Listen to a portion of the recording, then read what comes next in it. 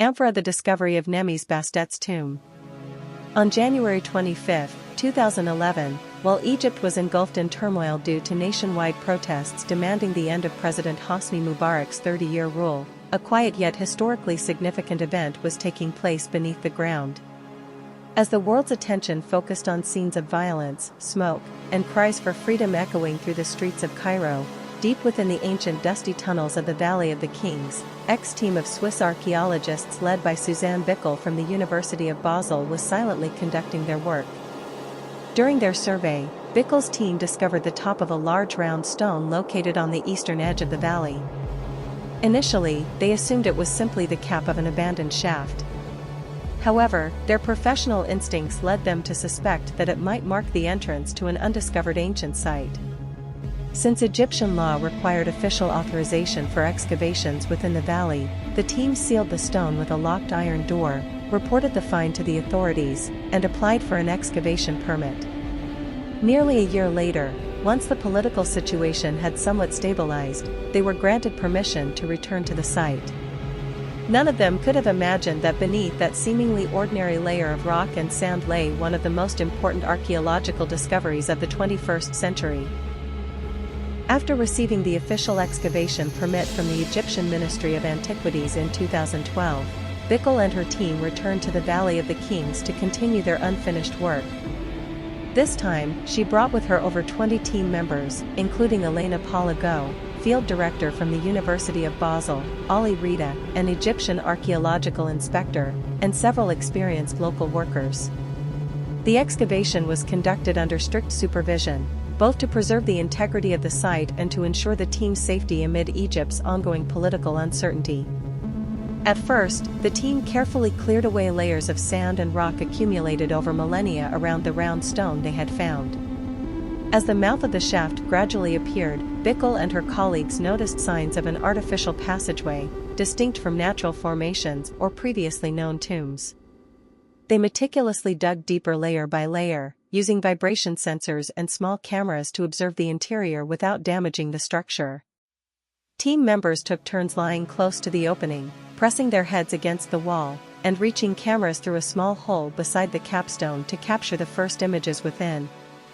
The photographs astonished everyone. They revealed a sealed chamber containing ancient pottery fragments and intricately carved wooden panels.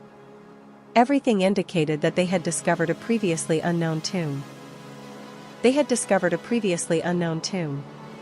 After several days of painstaking work, they finally reached the lid of a large sycamore wood coffin, thickly covered in dust and lying at the center of the dark chamber. The entire site was filmed, measured, and carefully sealed in preparation for the next stage of detailed excavation, marking the beginning of what would become one of the most remarkable archaeological finds of the 21st century. When the entrance was finally wide enough for people to enter, Bickel's team proceeded into the tomb with utmost caution.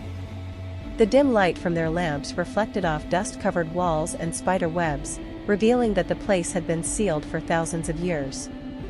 At the very center of the small chamber stood a large sycamore coffin, a wood type traditionally used in the burials of Egyptian nobility. The coffin was painted in faded black, its surface adorned with bright yellow hieroglyphs depicting symbols of the god Ammonius and the goddess Batet, protector of women. Despite being over 3,000 years old, the wood remained surprisingly intact and firm, a rarity in Egyptian archaeology. Bickel herself admitted that she had never seen a coffin so well preserved in her career. Scattered fragments of pottery and plaster helped determine the tomb's age. Preliminary analysis showed they were crafted from Nile silt, a common material in the New Kingdom period, dating back over 3 millennia. Hieroglyphs inscribed on the lid identified the occupant as Nemes Batet, described as a noblewoman of high status and a devotee in the temple of Ammonius. This discovery not only held immense material value but also raised new questions about ancient Egyptian society, the roles of noble women, and funerary traditions of that era. To ensure comprehensive research, the team decided to reinforce the coffin, seal the tomb, and transport the mummy to Luxor, where it would undergo further study using modern scientific technology to determine the true age, gender, and identity of Nemes Batet. The discovery of Nemes Bastet's tomb quickly became a major event in the international archaeological community. For decades, scholars had believed that the Valley of the Kings, the burial ground of pharaohs and nobles, had been completely excavated, leaving nothing new to uncover. However, Bickle's discovery disproved that assumption, rekindling hopes that many historical treasures still lie hidden beneath the sands of Egypt. Beyond enriching our understanding of funerary art and mummification techniques, the tomb also offered invaluable insight into the lives of noble women during the New Kingdom. Its simple yet refined structure revealed a shift in beliefs about death and social status, suggesting that power was no longer displayed solely through wealth, but through faith and spiritual devotion. Thus, this discovery stands not only as a milestone in archaeology but also as a gateway to deeper understanding of ancient Egyptian culture, religion, and social hierarchy more than 3,000 years ago. The tomb of Nemes-Ba-Tet has provided archaeologists with new perspectives on burial customs and social structures of ancient Egypt. Although identified as the resting place of a noble woman, the tomb's modest design and minimal grave goods contrast sharply with the lavish royal tombs of her contemporaries. Bickle's team suggested this may signify a transitional phase in Egyptian funerary culture, when spiritual devotion and reverence for the gods began to take precedence over material extravagance. The sycamore coffin, though finely crafted and beautifully painted, lacked the inner coffins of gold or precious stone typical of royal burials. This simplicity could reflect a shift in Egyptian views on death, showing that people of that era began seeking purity and humility on their journey to the afterlife. Bickle also noted that the hieroglyphs on the coffin and stela appeared older in style than the estimated date of the burial, suggesting that ancient artistic tradition still exerted strong influence among the elite. Therefore, the tomb serves not only as a valuable archaeological relic but also as a living testament to the intersection of faith, art, and society in ancient Egypt. Following the announcement of the discovery, scholars and archaeologists around the world engaged in heated debates. Some researchers argued that the find might redefine our understanding of Egyptian civilization's origins. The hieroglyphic patterns and construction techniques of the tomb differed markedly from those typical of the New Kingdom, leading some to speculate whether it could belong to a pre-dynastic civilization, one that existed before Egypt developed its formal writing system and burial rituals. More radical theories proposed that the Egyptians inherited or imitated monuments from an even older civilization, citing evidence such as erosion patterns on the Sphinx and pyramids or underground chambers beneath the Giza Plateau discovered in 1995. However, many experts countered that these phenomena could be explained by natural weathering or engineering methods of the time.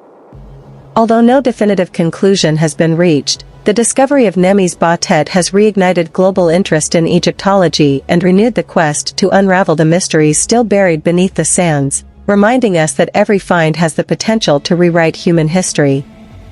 Ultimately, the discovery of Nemes-Ba-Tet's tomb represents not only a remarkable archaeological triumph but also a symbol of humanity's enduring curiosity and perseverance. Amid the political chaos of Egypt, Suzanne Bickle's team remains steadfast in their pursuit of the past, and their work has since shaken the academic world.